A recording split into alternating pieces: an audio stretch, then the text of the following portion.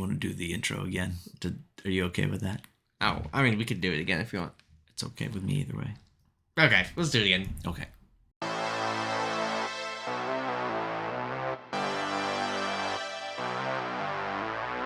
Hi, everybody. Welcome to Game On. I'm Matt. I am Justin. This is a channel mostly about RPGs.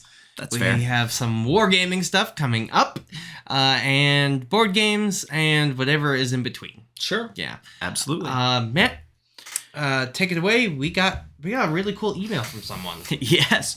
So a while back, we got an email request from the publisher of Evil Genius Games about the possibility of reviewing their flagship game, which is Everyday Heroes. It just so happens that prior to that email, a couple of years ago, in fact, I had backed the Kickstarter for Everyday Heroes and some of their cinematic adventures, because one of the things about this game is they have expansions that tie into a bunch of popular movies and television shows and things like that, based off of this same rule set.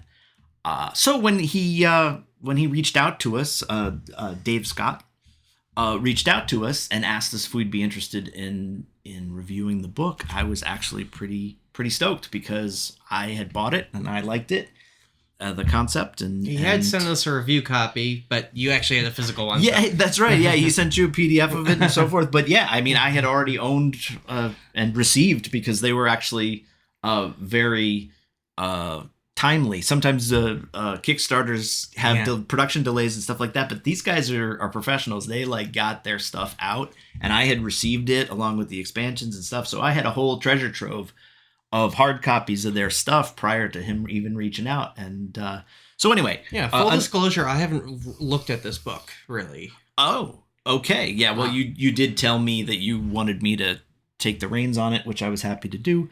So you can ask me questions while I tell you the cool things I like about this game. All right, so some basics.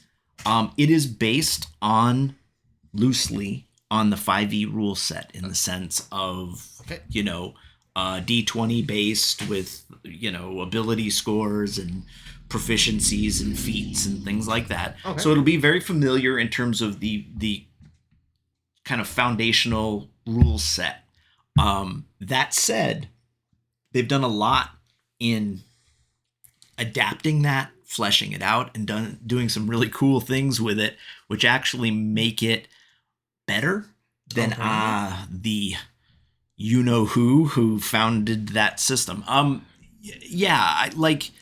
This game, as you might imply from the name of it, Everyday Heroes, is set in the real world today. Okay. Modern, fairly realistic rule set, at least the core rules. Right. Now, when you start doing movies and tie-ins and things like that, supernatural elements of various sorts and science fiction elements of various sorts can get wrapped into that. But the flagship publication is, about everyday people who are then, cast as heroes. Oh. What I like about, and we've talked about this in other videos, what I like about that concept is it lets gamers, particularly new gamers, have a leg up on understanding the world that they're in, because it is a realistic world that you live in, right? The technology and the society that you interact with every day is the basis for this game. Now, they amp up the cinematic nature of this. It's obviously supposed to be more action and adventure. So, look, it's not going to be, excruciatingly realistic in the way some games attempt to be. Okay. That's okay.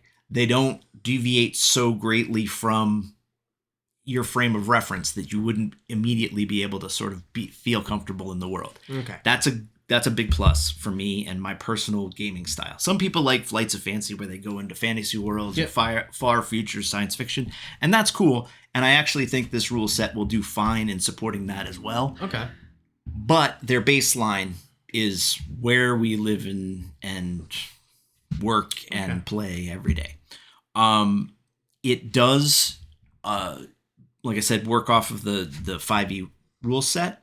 The character generation process is a little bit modified because, well, you don't have the classic races that you would in D&D, right? Like there's no elves and orcs and all that kind of stuff, at least not baseline.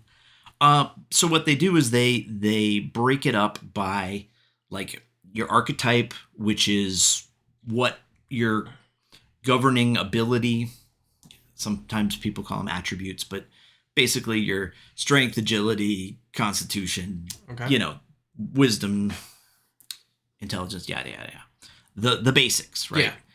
So they divvy up the archetypes underneath those governing characteristics, and then you have your class, which you have classes that fall into those archetypes. Okay. From there, you have backgrounds and you have professions, which are subcategories or add-on categories to the class, right? Like, so the class is just sort of a general sketch of what type of character you are, right? Okay. If you're a hacker or an engineer or a scientist or something like that, like, or a gunslinger kind of type, like that's a concept. And then your profession kind of relates the concept to the real world. Like, how would you have gotten to be that kind of character, right? Okay. And like 5e rules of various sorts, each of these subclassifications adds abilities and proficiency bonuses and, the familiar stuff that you would get in a 5e rule set. Mm-hmm. One thing I really like about the way they break up their character creation into segments is they also they do a lot to help novice gamers sort of understand. They acknowledge that a lot of people are going to know 5e rules, but they also say, hey, look, not everybody is going to, and they should be able to understand how to relate to this stuff and how to pick a character that's going to make them happy and help them have fun. Okay. So they actually have on their character creation process, and maybe I'll scan the page here so people can see it. But they have a category which they call simplicity of the character, and they actually rank the difficulty of each character class or archetype in terms of how hard it is for someone to play in the game, particularly novice players. Like how easy is it going to be able to grasp the essentials of playing this character, right? Because I think we all know it really, I mean, it's a simple idea, but it's really nice. It's very user friendly for people because, like, you and I know from playing D&D since forever that there's certain characters, like you play a fighter, and that's pretty much as basic as it gets, right? You can get some feats and proficiencies and things that make it more challenging, but basically hit stuff, do damage. Whereas a magic user or a cleric, much more complicated, right? There's nuances to magic and so forth. Well, this game system doesn't have magic per se, at least in the core rules, but they have a way of simulating that, particularly with the intelligence or wisdom-based characters. And you can set up your character with what they call plans. And what that is basically pre-prepared ability packages. You can... I'm not explaining this very well, but essentially it allows you to produce an effect in a game which is roughly analogous to a spell in a D&D type game. Okay. Due to preparation and planning by an intelligence-based or a wisdom-based character, right? Think of a scientist who mixes up a batch of a chemical that produces an explosive effect. In the game, it's functionally like a fireball. Yeah. Except it's purely science-based, and you can rationalize it in the real world as being, oh, well, this guy knows which batch of chemicals to mix together to make it go boom. Yeah. Right? And if they're smart enough and forward-thinking enough to have prepared some of this in advance, they can pull it out of their backpack in a dramatic moment and chuck a beaker full of this stuff, or, a conventional explosive, I guess, and boom, you get the practical effect of a fireball. Okay. Or let's say somebody has, prepared something that's a tranquilizer. Well, you've got the functional effect of a sleep spell, for example. Again, using hard science and reality as the basis to create something in the game that is dramatic and fun and useful in that moment. I really dig this. This is like one of my favorite things about the game. Okay. Is the fact that they have recognized that certain elements in a game are valuable for the cinematic effect and for the fun and being able to do things as a character, but they don't want the hocus pocus. Yeah. They want it to be based in, let's call it an augmented reality, because it's like extra action-y, extra excitement. Yeah. The adrenaline is pumped up on a realistic game. And then they've given you a way to do this.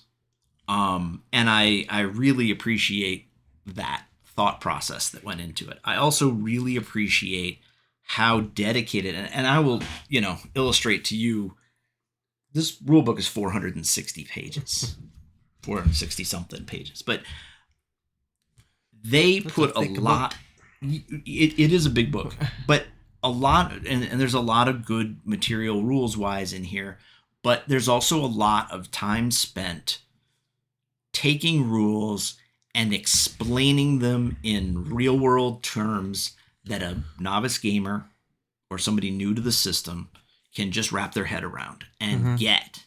It's like, oh, well, this, game speak isn't always the most intuitive, and they say, well, let me translate this for you. If you want this character to be able to do this kind of stuff, well, this is how you get it, right? Okay. There is a little bit of the classic, any D20 based system, the books, there's a fair amount of hopping around in terms of, you need the detailed explanation of feats, right? Oh, okay. You're implementing the feat during the character creation process, but if you want them spelled out what the feats do and how the nuances are of the rules and also ideas of how to use them, you got to go back towards the back of the book to get to that. Does it at least tell you what page it's on? It does do a very good job of directing it, and also despise when books don't do that.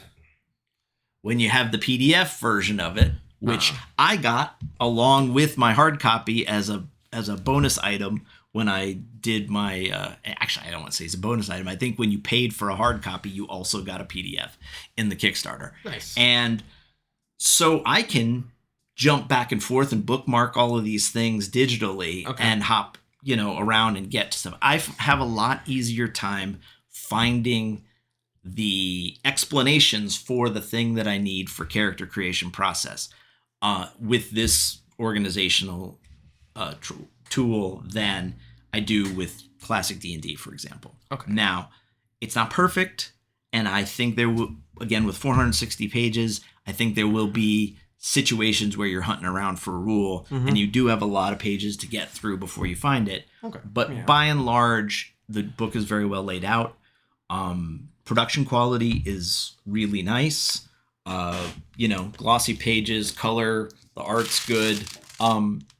Unlike some recent D&D products, the editing is good. They actually don't misspell stuff and have typos and things that we found in some other books. So they took their time. They did a nice job with this book. I think for what they're asking for price wise, 460 pages of glossy, nicely bound, nicely illustrated stuff.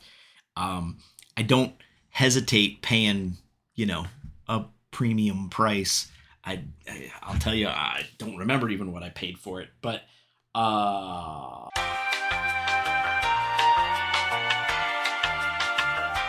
it's not any more expensive than the core rule books for a lot of games these days, and you're getting a fair bit more for it.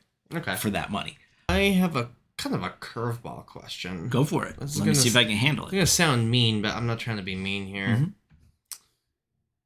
Who is this for if we already have D&D Ultra Modern? Like, if we already have a modern day system.